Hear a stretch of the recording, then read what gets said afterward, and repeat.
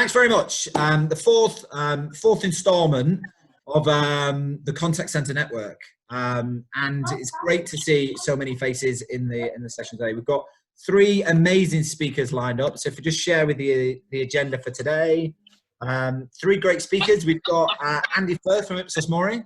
We've got Simon Thorpe from Sabio. Give us a wave as we go, guys. And then we've got Venky Krishnaswamy from Koopid. And thanks to Graham Bunton for making that happen with Venky, because believe it or not, Venky is joining us all the way from the States, and it's around 4 in the morning where Venky is. So we're looking for some really great interaction when it's Venky's session, just to kind of keep him awake more than anything else. So that's the agenda for today. We're going to be covering off some other stuff as we go through, tell you what the next event is. But before we do that, why did I set up the Contact Center Network? So cast your mind back about 16 weeks ago when contact centers all of a sudden came to a little bit of a close, and we all had a minor panic and said, how do we kind of pull this thing together? We turned everything digital and we went all into the cloud, and contact centers became a bit of a buzz again. But I thought, actually, how can we continue to keep that vibe going, and how can we continue to keep that interaction going with people in the contact center community? So I set up the Contact Center Network quite soon after lockdown, more to kind of keep me occupied and keep me sane than anything else. But it's worked really well because we had some great opportunity to share some experience, to share some great guest speakers. And I am hugely passionate about contact centers. It's what I've known for the last 16 years, and it's why I set up my own business, which is Fab Solutions. And I focus on people, process, and leadership, all in a vein to improve the customer experience in the contact center environment. Because I'm a great believer in, if you make sure that your processes aren't clunky and don't kind of cause customers pain and lots of effort, and you make sure that you've got people that are highly trained and really motivated to do a great job, and that's fueled by leaders who are able to have really great conversations and really great discussions with their teams, they will undoubtedly give your customers a great customer experience. So I kind of work within the contact center space to help bring all that to life. And it's really great to kind of see some familiar faces, some people that I've done some work with already, which is fantastic. And we're going to go through today. We'll go through, we'll start with Andy, who's going to give us some insights into mystery shopping contact center. Simon, who's going to share some insights in Voice of the Customer programs. And then Venky is going to bring it all together with how we can use technology to help improve some of that stuff. So without further ado, I'm going to hand over to Andy. I'm going to stop sharing and I'll let you share your screen, Andy. Okay, thanks, Gary. Much appreciated. So can everyone see my screen? You can now. Yeah, it's just coming up. Yeah. Right, everyone okay with that? Okay, hi guys. Really great to be on this with other great speakers as well. I've known Simon for years, actually doing contact center stuff. As Gary said, I'm going to focus on mystery shopping, or as we specifically call it in contact centers, mystery calling. So I thought I'd just give you a little bit of background about Ipsos. Ipsos is a big global market research company. We're known in the UK as Ipsos Mori. So, you know, if you ask the man on the street, well, they probably wouldn't know much about market research, but Mori might come up as one of the names they've mentioned, simply because of the polling in the election exit polls we tend to do. But that only makes up a tiny kind of proportion of our business. So the things we're proud about are, you know, we've been voted the most innovative research company. You know, we've got nearly 20,000 employees, 100 million plus interviews per year. But actually what I've been most proud about working for Ipsos recently, I guess, is our response to the COVID-19 stuff and the help we've been giving the government, but also the work we do on diversity and ethnicity and, you know, our refugee program, that sort of thing. So you can talk about the numbers and size of a business, but actually some of the things your company is doing about those issues really resonate with me and hopefully, you know, everyone on the call. But anyway, that's a bit about Ipsos. What a lot of people don't know is that we're also the biggest provider of mystery shopping globally. you can probably imagine that the last 3 months hasn't been hugely productive in terms of face-to-face mystery shopping. We can't exactly send people into stores to do a mystery shop, but what we can do is things like digital mystery shopping and mystery calling, which I'm going to talk about today. So, we mystery shop all channels. Actually, face-to-face physical is still predominantly the highest kind of volume of mystery shopping assessments we do, but we also do quite a lot of telephone work and really any channel. So we do mail, even physical sometimes, but a lot more in the digital space. So assessing emails, social media, even live chat, which is obviously very important in the contact center world. But if I just focus on telephony,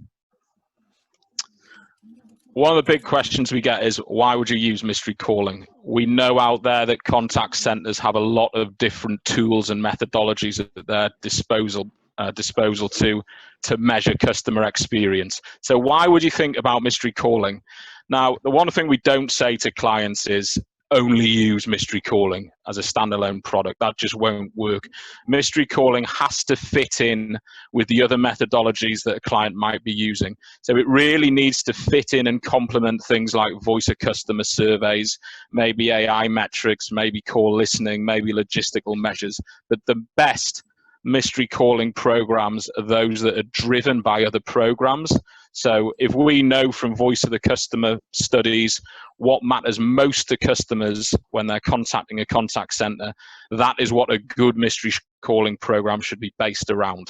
So assuming you structure it correctly, what mystery shopping really gives you is a deep dive assessment into the whole customer journey, right from the moment they pick up the phone to when it ends. It will measure everything in detail within that, and we can do it both objectively. So you get the objective measures of, call handling time, on holds, transfers, IVR systems, but also the subjective view of the customer, what they have actually thought of the experience, and putting that together into interlinking metrics really helps us give strategic advice to our clients.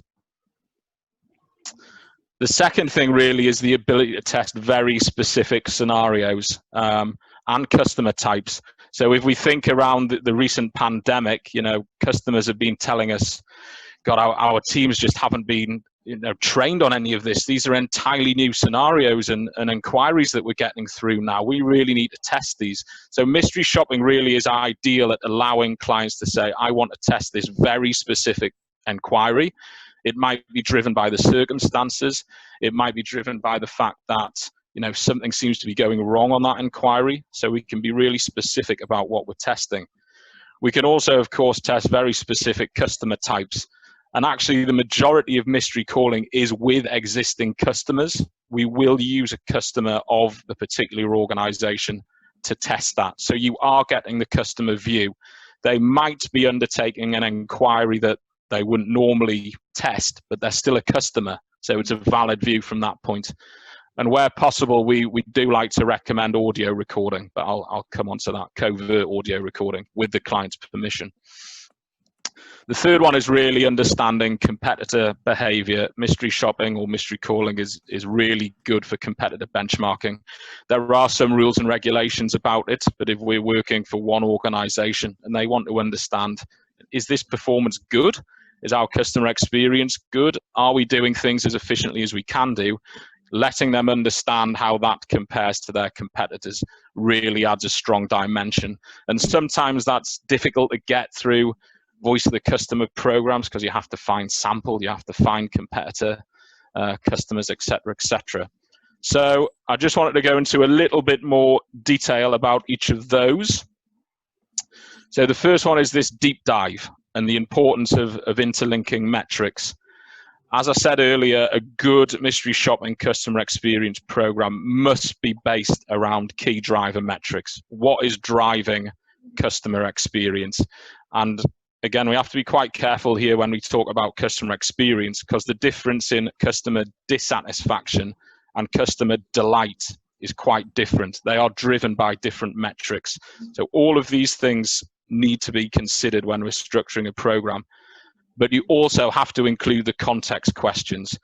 time of day, day of the week, length of time waiting to get through, on holds, on transfers, whether the technology was good, whether you could hear what the agent was saying. All of these link together to give you the whole picture of what is happening and why agents are performing in the way they are. So in mystery calling, we'll assess performance on key metrics, things like, as I say, waiting times, length of call, transfers, but also the more subjective measures that relate to how you personalize the call. We'll look at the interaction of those and how they impact on each other. So if we take, for example, personalization, we've been doing this kind of research for years. Personalization is the most important driver of delight. If you can get agents personalizing that call, then that really will drive very good customer satisfaction, high NPS scores. But in order to do that, the agents themselves need to have the tools to be able to do it. Now, a lot of the time we come from the customer view and say, oh, long waiting times, so the customer isn't going to be happy. But what is the impact on long waiting times on how the agent behaves? If they've got big clocks of people coming through, they do not behave as they would in an ideal bubble situation. They're going to be thinking, I need to get this customer through. So they're forgetting quite simple metrics like thank you, hello, but also how to personalize because they're under time pressure. So things like reliability, if their systems are poor, if they're working from home and their broadband's rubbish and the technology's rubbish, that will affect their behavior. And in consequence, that'll affect the consumer view. Ease and effort of doing things, speed, as I say, is key. Waiting times can really impact that. And knowledge, so staff training. If you take COVID, for example, they won't have had a huge amount of training on this. The agents that have the most knowledge and the most training are those that can easily go into personalization. It's almost a natural reaction to answer questions specifically and then allow them to personalize. So when we look at how we look at the data and report the data, we will always look at it as one, and you need a big, deep mystery calling program to do that. So that's the first thing. Secondly, how am I doing for time, Gary? About 5 minutes? You're doing all right. We've got a couple of questions that might be kind of generally in that kind of good spot. We've got one from Graham, and it's around that personalization point, actually, in terms of how easy is it to mystery shop across all digital channels, and do you do this as well as voice telephony? So thinking about the channel that customers choose to come on in terms of that personalization, how do you test that? Well, mystery calling is obviously the main one we do, and we tend to have a battery of questions that relate to personalization. They may be some objective metrics like, did they say thank you? Did they introduce themselves by name? Did they ask the customer's name? And then tend to be more scaled subjective measures on things like, did you feel valued? Friendliness, politeness measured. Did they personalize it to you? So it tends to be a mix of both. That works quite well on live chat because essentially it's the same sort of thing. We do have to adapt slightly, but live chat is quite close to mystery calling in how we measure things. Email measurement is obviously different because you're not getting the immediate one reaction of a customer to an agent. So we might change things slightly there, but the fundamentals of personalizing an email, like getting your name right, asking, did you have a nice day, trying to give context to it, still remain the same, if you like, in our view anyway. I think there's a good one from Karim from Tech Disinfect, which is around scripting, and how do you kind of measure the impact of scripting on customer experience and mystery shopping, and what's the kind of the general trends that you see, particularly in the outbound space? Yeah, I mean, we don't do a lot of outbound. It's quite difficult because you have to try and the only way we do outbound is if we were given the sample of calls and we would analyze them, but you can't. It's very difficult to set up an outbound call to a mystery shopper. So the mystery shopper really has to be the kind of proactive one. The way we measure, if a client wants to know about scripting, we would normally suggest kind of recording it, and then once the call's done, we would look at whether they followed the script. And if they did or not, we would then compare it to the kind of subjective feedback from the shopper. A lot of the time, very stilted set scripts don't really lend themselves to nice personalization. So it's a valid comment, but I think we tend to use a kind of combined measure for that sort of thing. Brilliant. There's a couple more questions, but I'll let you crack on and we can ask some more at the end. Yeah, okay. Well, just on this next one, I've kind of covered this, but, scenarios are really important. As I said, mystery shopping scenarios, the organization can choose them. We would tend to advise on a kind of mix of simple and complex, because a very simple inquiry, like, I don't know, something into TfL, how long does it take to get from King's Cross to Baker Street? That's obviously going to have a very, very different response to a much more detailed call, I don't know, talking about mortgages or something. So generally we look at a mix, but it's up to the client. As I say, they can focus on what they want. Customer type's really important. Again, with COVID, people have been asking, what about vulnerable customers? Everyone's asking about that. Can we include those and see the differences in how they're approached? But because we kind of have the control, because they're our mystery shoppers, we can ensure that they meet those profiles, which can often be a little bit difficult in a voice of customer survey where you're kind of doing it the other way around. You don't necessarily know who's going to answer and what the inquiries are. And I think there's a couple of good questions around that, to be fair, Andy, around Gordon's mentioned one in terms of agents kind of identifying mystery callers, and Morris has suggested the same thing in terms of ones where you've mystery shopped versus the actuals. So what are the kind of the ways of not being able to beat the system?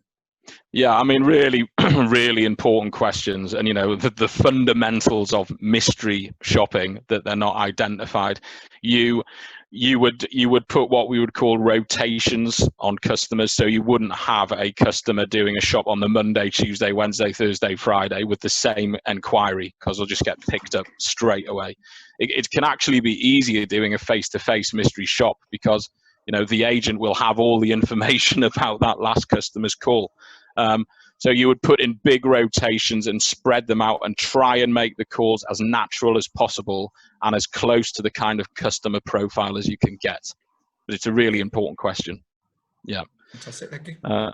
You need to think about what you're measuring. So an experience program can be very different from a compliance program, or a program when you're looking at sales, as in upsales, cross sales. We would generally not recommend mixing all of those together, because it's just too much. Like any survey, if you've got too many questions, the quality is affected. Although, the mystery shopper is sitting there writing down answers almost when they're on the phone instead of having to wait. So you can get more information than a kind of customer survey, if you like. And, when we do recording, that means that we can analyze a lot of the specifics after the event, particularly around compliance. Did they say this? Did they say that? And you can combine it with the more subjective measures that the shopper might be asked for. So, things to consider there.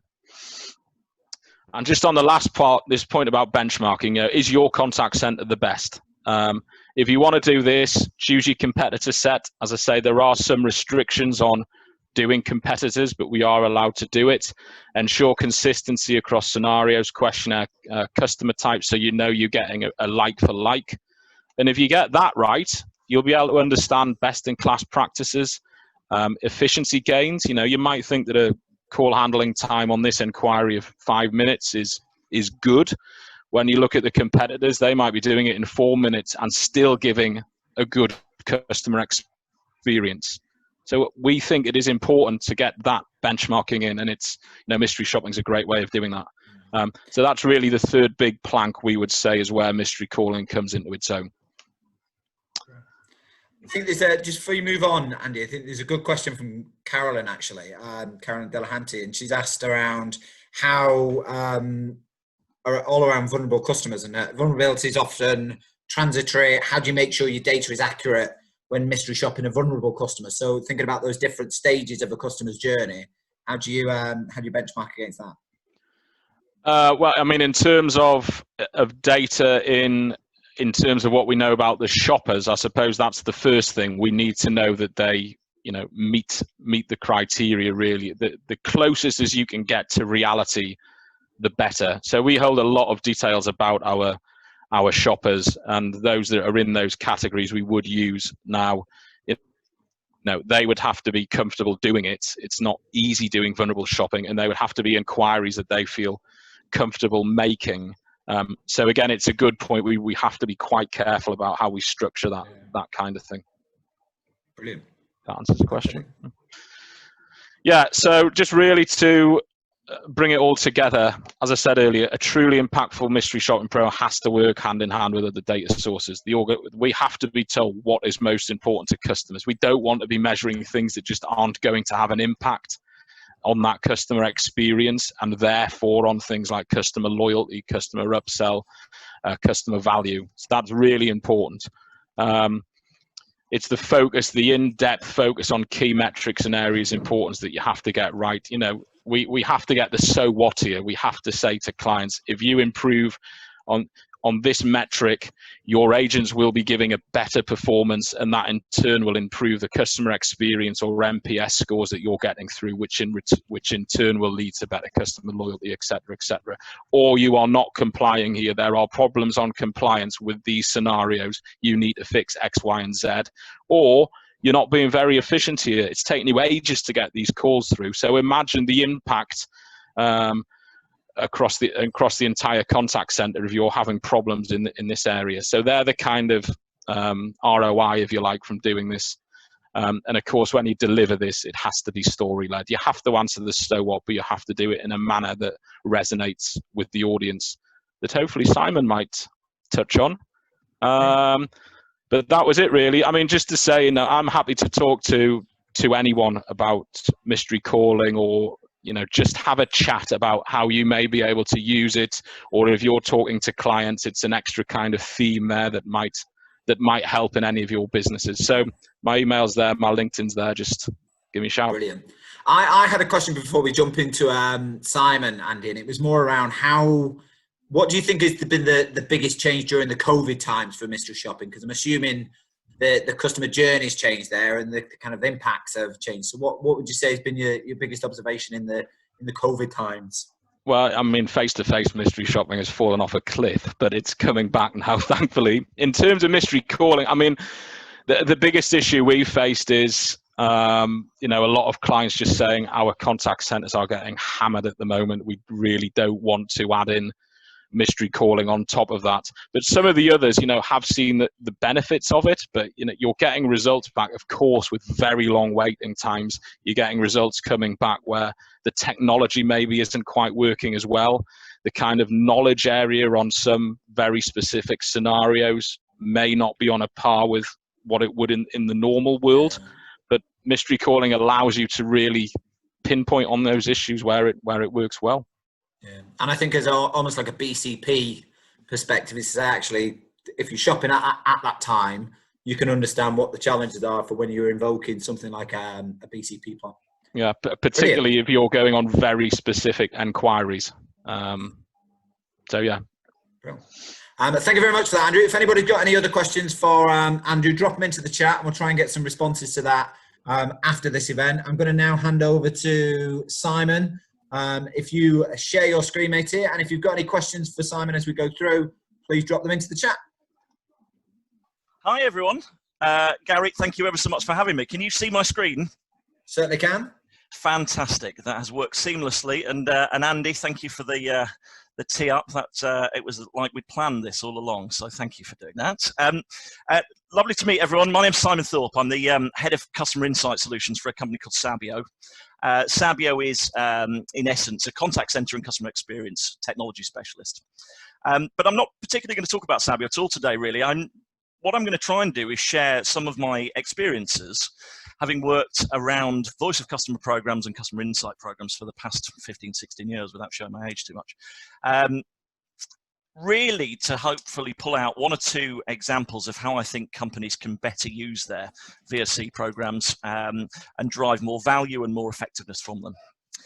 So what I thought I'd particularly major on, because I knew that Andy was covering one component of what you'd call voice of customer work, understanding what customers are thinking and feeling. I thought I'd major on customer feedback and customer feedback management, which tends to be all around collecting surveys and driving predictive analytics from that data and all those sorts of good things. So what I'd start with is just a bit of framing, because hopefully everyone agrees. We're effectively living in a bit of a boom time at the moment. The spend on customer feedback software is absolutely massive at the moment, and it's predicted to grow exponentially over the next couple of years. So there's a huge amount of kit and technology out there that does a brilliant job. The problem is that in the market, there is very few examples of genuine use cases or case histories where companies have been able to turn insight into real pounds and pence value for their businesses. I'm sure everyone's seen this stat, this kind of 84% of transformation projects fail. That is unfortunately a common occurrence, particularly for the contact center and customer experience world. So why is that? I mean, I think there's a whole manner of reasons why transformation projects don't come off, and from leadership to silos to problems around data. Frankly, change is hard and expensive and often doesn't happen immediately. There's lots of reasons why that might be, but I thought I'd zero in on a couple of things that I think is happening all too often that CX professionals, frankly, have I suppose, greater control over. And the first of which is what a clever colleague of mine calls the fragility of enthusiasm, which might sound a bit glib and a bit silly, but I think it's very, very apparent when I've worked with any company in respects of how engaged they tend to be in a project and how long that looks. So like all customer insight, if you start collecting feedback through surveys or mystery shopping or whatever that might be, you tend to find people are really kind of enthusiastic at the start. They're really interested in the outputs. They want to see what's going on. And then they kind of hit this peak enthusiasm level. And then very quickly they start going, oh God, that's going to be a bit expensive, or that's going to take a long time, or oh, that's going to be a lot more difficult than we expected.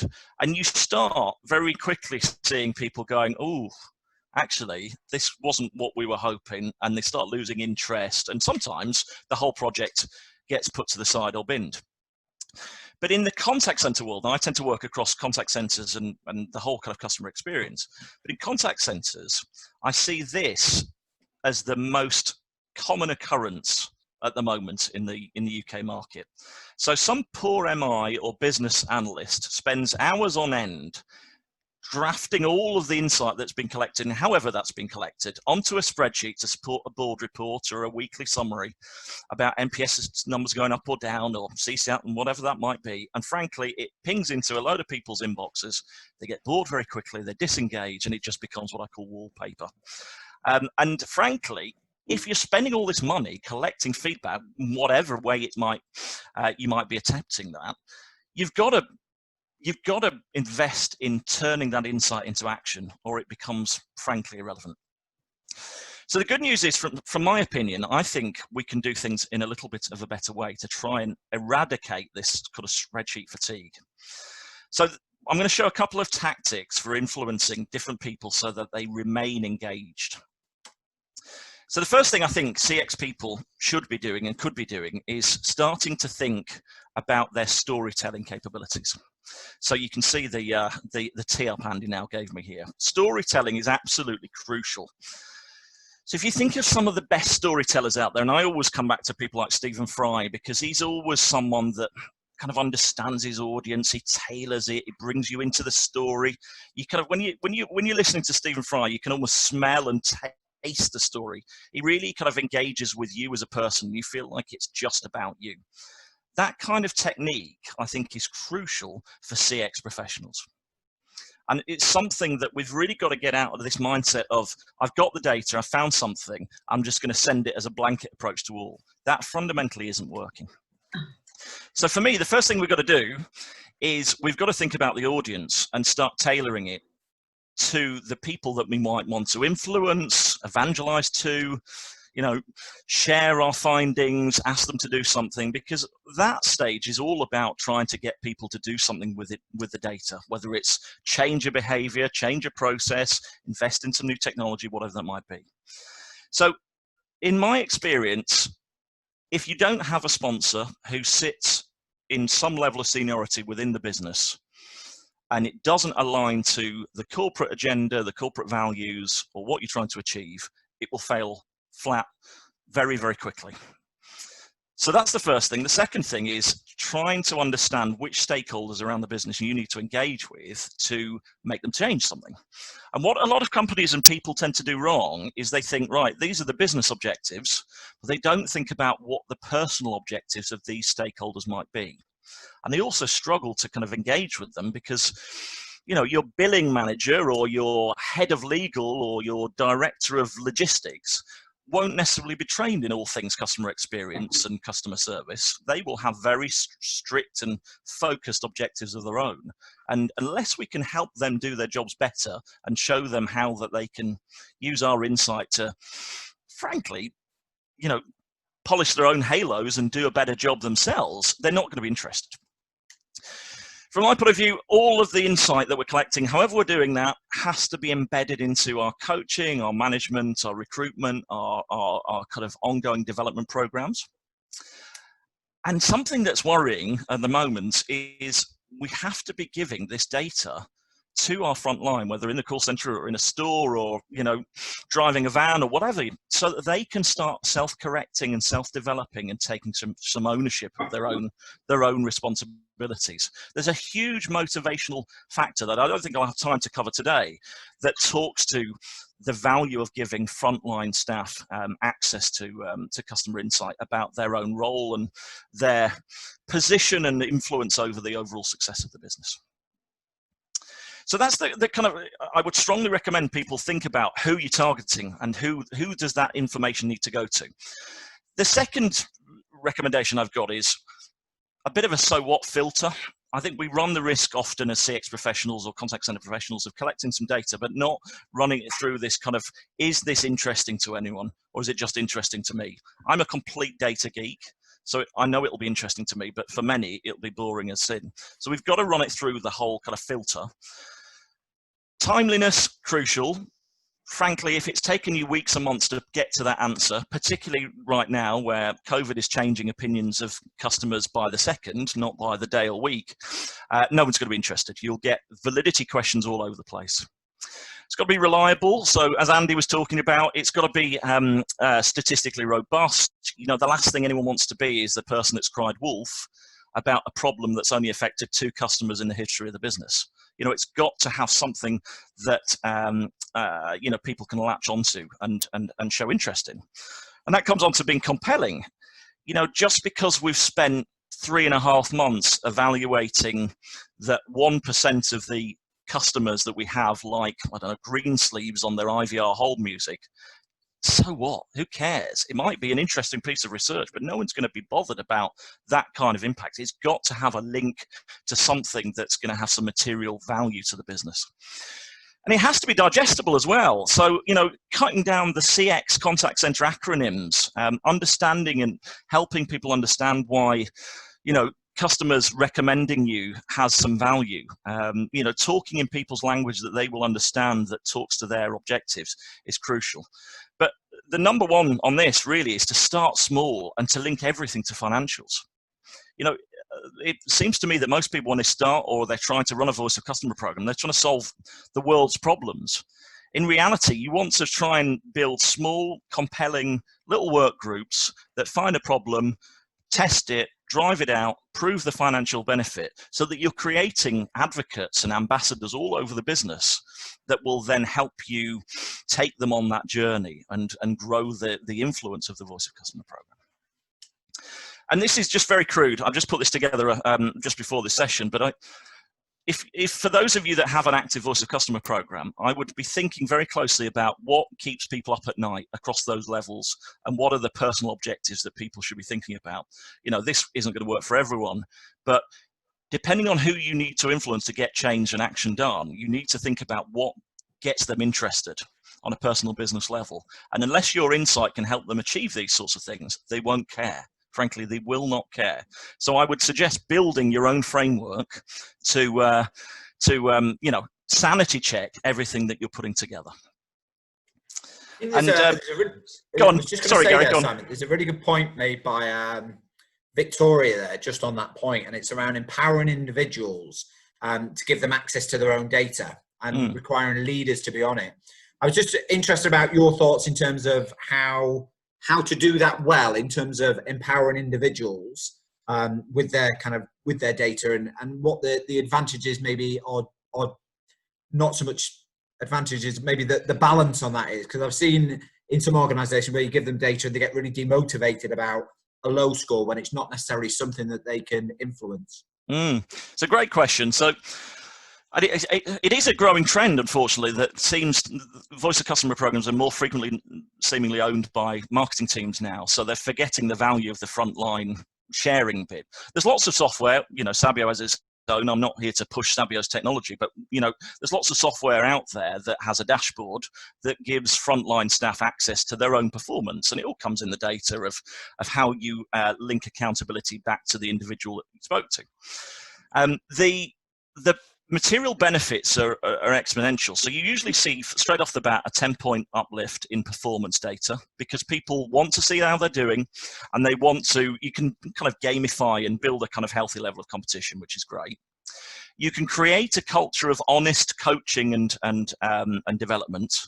So I've managed contact centers before, and one of the challenges with, say, for example, quality monitoring, the perennial needle in the haystack of 5 assessments per advisor per month, and the question of subjectivity and bias. There's no bias to this. This is your customers telling you where you're going well, where you're doing well, and where you're not doing so well.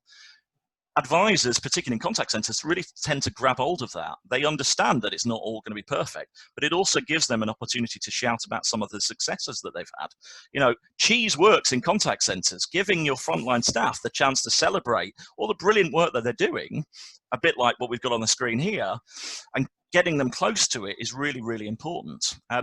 If you can combine that with a voice of employee program that links engagement to customer satisfaction, fantastic. Your frontline staff, we all know, will know more about what upsets your customers than anyone, and will have probably more ideas about how to fix it than anyone, because they've probably created workarounds themselves. So yeah, hugely beneficial. Downside wise, I think keep it honest, and respect the fact that everyone is human. They have bad days, but it will level out. As long as you're collecting enough, you will get a fair and representative view of your people. Brilliant. Just conscious of time, and I want to give Dr. Venky plenty of time as well. Just to finish on my segment here, the other section I would talk to is closing the loop. This is a real bugbear of mine in terms of voice of customer programs. Whether you're doing surveys, whether you're doing speech analytics, mystery shopping, whatever that might be, you will uncover a load of information, typically, that presents opportunities to close the loop with your customers. And unfortunately, coming back to my original point, there is a huge amount of money, many billions of pounds and dollars been spent on the software, but very little in the way of closing the loop and going back to customers with a simple kind of outreach of, we're sorry, we got it wrong, how could we have done it better? So I just wanted to bring you into a little experiment that I did with some family members last year, which I think is still absolutely pertinent. So I asked my family members to complete as many surveys as they could over the course of a month. So from pizza delivery surveys, mortgage surveys, mobile phone surveys, you name it. I said, do it as honestly and as fairly as you can, but I'd like you to drop in a comment in every one of them to say, I'm unhappy with the service I received, and would someone please contact me? Now, the results of this little experiment were staggering, and if you imagine scaling this up by the many, many millions of surveys that are going on every single day, hopefully this paints a pretty compelling picture. So, of those 32 surveys that completed, 25 of them had an immediate bounce back. Thank you for your feedback, we value it. Auto email back, which is fine. We got 5 generic investigation or promises of training almost immediately, which is interesting because we hadn't actually told them what the problem was. So kind of pointless in the first place. Only 2 companies actually bothered to, make an attempt to close the loop, i.e. can we have your contact details, or if they have the contact details, to actually pick up the phone and say, how can we do this right?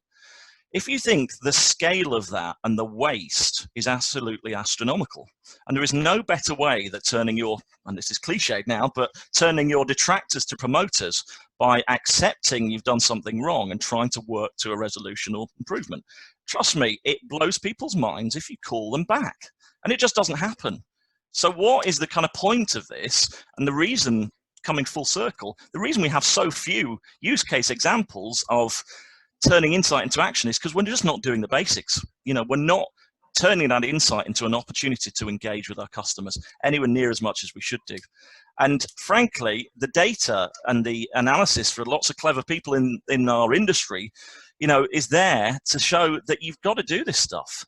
ThinkJar came out with a piece of research that was saying 11% of customer churn could be prevented by simple company outreach. I read another stat recently that said 1 out of 26 customers will complain, the rest will leave silently. Now, that one presents an opportunity, but if we're thinking that 1 complaint out of 26, that doesn't sound bad, it's not because we're only getting a limited amount of complaints. It's because the rest of your customers may have so much apathy for the business. They may just have shut off and already be looking elsewhere. So this outreach, this closing the loop, for me, is an absolute key critical phase of the process. So I'm conscious of time, Gary. Hopefully those are a couple of nuggets that might help people. Same as Andy said, love to talk to people. Shameless plug from me is I have a weekly podcast that goes out on all good and evil podcast suppliers, from Apple to Deezer to Spotify. So if you want to hear kind of more of this stuff, then great. And if you want to reach out, then let me know. Yeah. No, that was really useful, Simon. Thank you very much. And I think the key takeaways for me there were storytelling matters, close the loop, and really explore in a bit more detail actionable intel. And I think there's a few people in there in terms of Morris, Sarah, Victoria, saying very similar things in terms of closing the loop.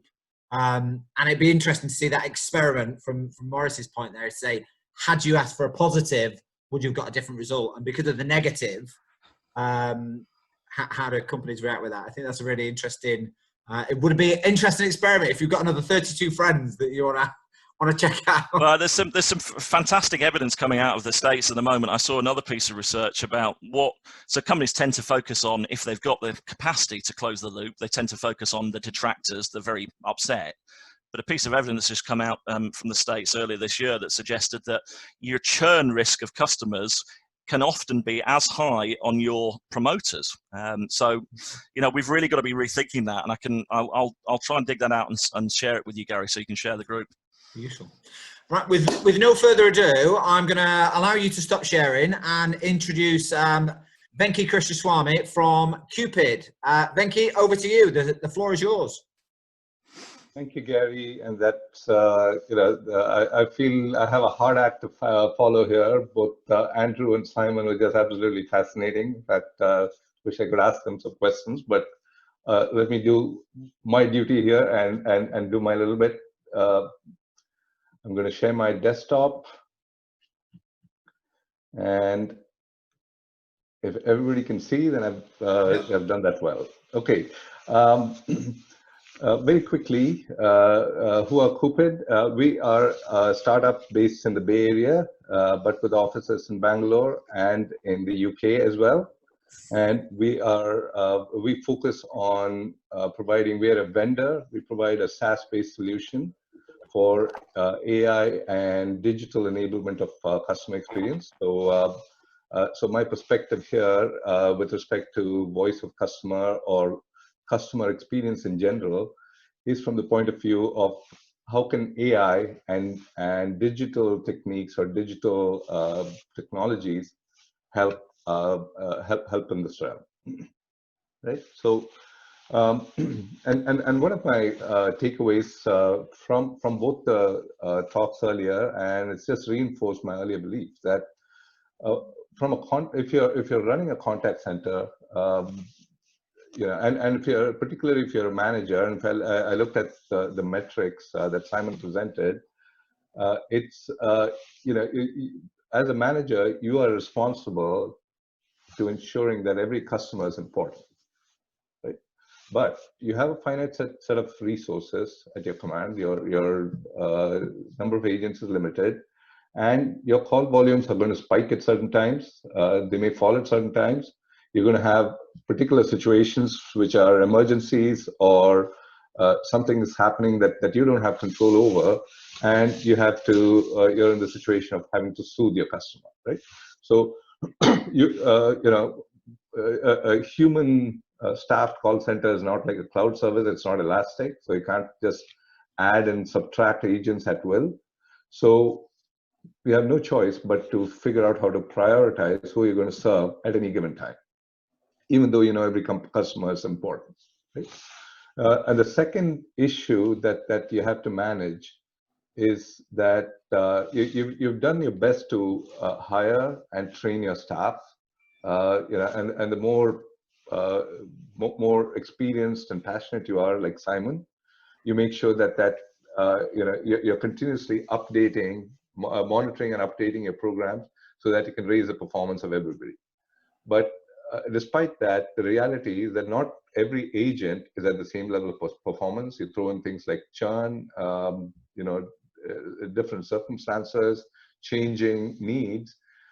You'll inevitably be in a situation where, despite your best effort, you're not assigning the best agent to the job at hand with a particular customer, right? So really the holy grail, as far as I can see it, is how can you serve every customer promptly and accurately, and with the care and the competence of your best customer service rep, right? So and it's and this issue, our belief and the fundamental belief of Koopid is that you can actually get there if you integrate digital and AI technologies into your contact center, right? So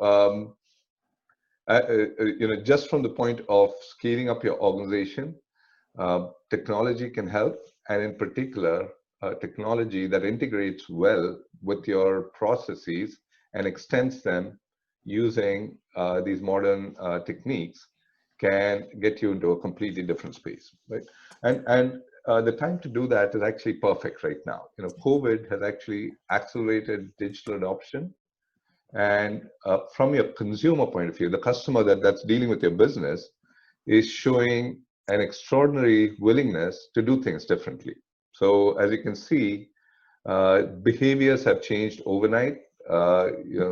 People who would not have thought of going online to purchase groceries are doing so, right? Or ordering food, or all kinds of things. They're willing to do online because often that's the only way to get things done. And our difficult times have gotten them over that learning, the hump of either learning or just accepting that that's the way you want to do business. Right? So that actually gives you, the contact center, the tools to do things in a very different way as well. And here are some of the critical ingredients of doing things differently. Right? Now these ingredients or these techniques, there's no particular magic to them. You've always been able to do these, but because of maybe a certain level of demand, certain level of maturity of technology, and so on, they have not kind of crossed this critical threshold of being mainstream or being easy to adopt.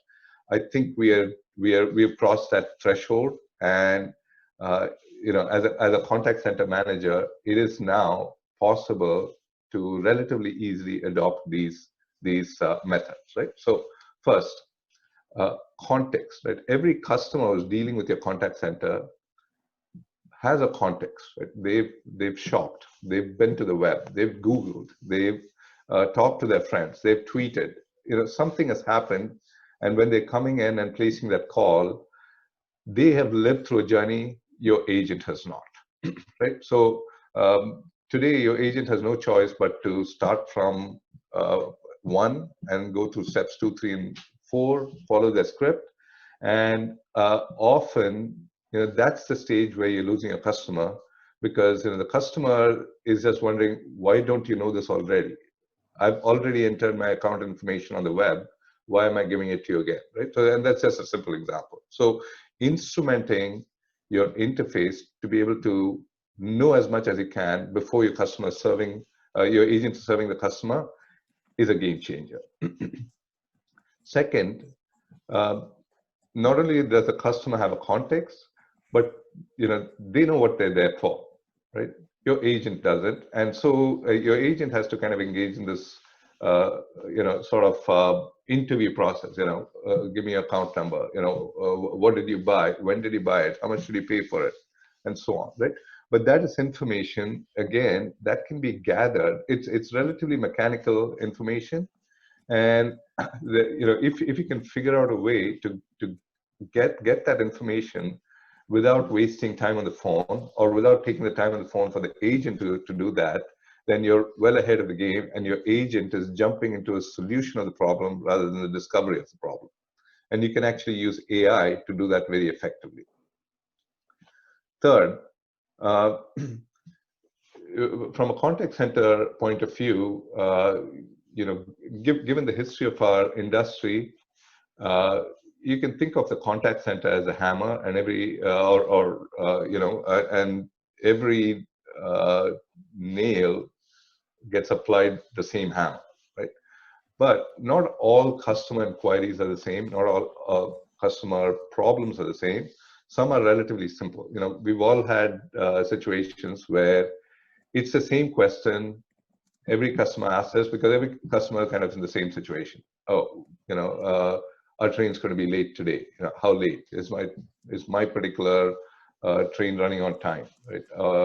So in those situations, you really do not want your best agents bogged down with a question or an issue that is simple to resolve, somewhat repetitive. You want to be able to assign a self-service resource to that in an elegant way, so that the customer is happy and you're freeing up your agent to do more complex tasks, right? And the way you do that is to have an orchestration strategy in your contact center that's able to discern the complexity of various types of interactions, and to be able to guide them to the right resource. And the right resource in some cases is a simple self-service process, or an agent, or in some cases you have to skip past the agent and take the customer directly to an expert because it's a really complex problem, right?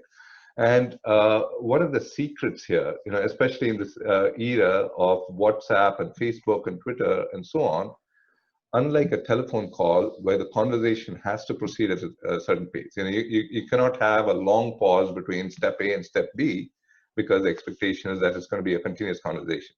But on a messaging channel, both parties are perfectly comfortable with sending a message and waiting a minute or two or even 5, and just waiting for that ping that tells them that the response has come back, right? So asynchronous can be a huge tool. It can be a huge force multiplier tool, because it then allows you to multiplex your agents much more efficiently, and you assign your best agent in little chunks of time to different customers in a way that you cannot if everybody is on a phone call, right? And then finally, if you want to get orchestration right, you really have to instrument everything. Now, voice of the customer is a great way to instrument at a very, I would say, at a high level, and getting kind of broader metrics. But every journey is its own tale, is its own story. And it would be fantastic if you could understand each story in its detail, and what went wrong if something did, right? So to Simon's point again, if the customer has given you feedback and said they'd like a call back, and your business simply does not have the ability to kind of drill down into what went wrong and give the customer a call back in situations where that callback is warranted, then you're wasting that customer feedback and annoying the customer and promoting customer churn, right? Whereas if you measure every journey and continuously feed that back into your orchestration engine so that it's making a better decision the next time, then you're putting in place a continuous improvement practice. Now, the reasons for laying these out and saying that this is the time is that these processes can be automated. If you have to do all this manually, it's an impossible problem to solve, because you will never have resources to do this at the fine grain that is needed to get this right. But if you deploy AI, and more importantly, if you use digital interfaces, the beauty of digital interfaces is that it's much easier to do that instrumentation and extracting of context, or to triage the customer's intent, right? Or even to measure every journey, because you can insert little steps in a digital channel that are not nearly as time consuming for the user to interact with as on a voice channel, or in the store if they have to fill out a piece of paper with a survey, right? So digital allows you to do this right, and to do it at enough of a detail so that you can build an engine that is continuously improving.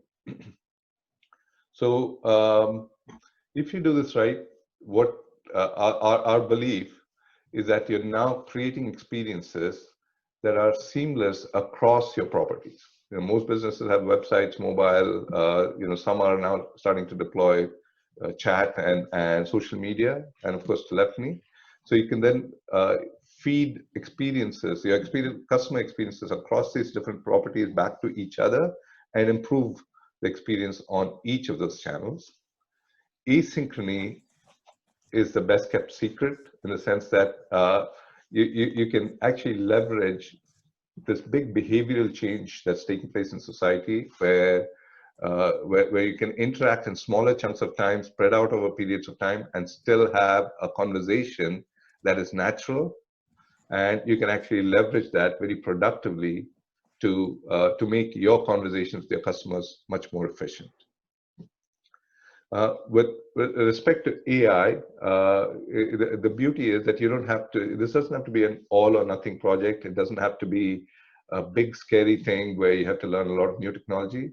You can actually divide and conquer and do it in little bits at a time. And especially if you put a continuous measurement practice in place, you will know very quickly if every step that you're taking, you will know what kind of results you're getting from it. And it gives you a good sense of what to do next.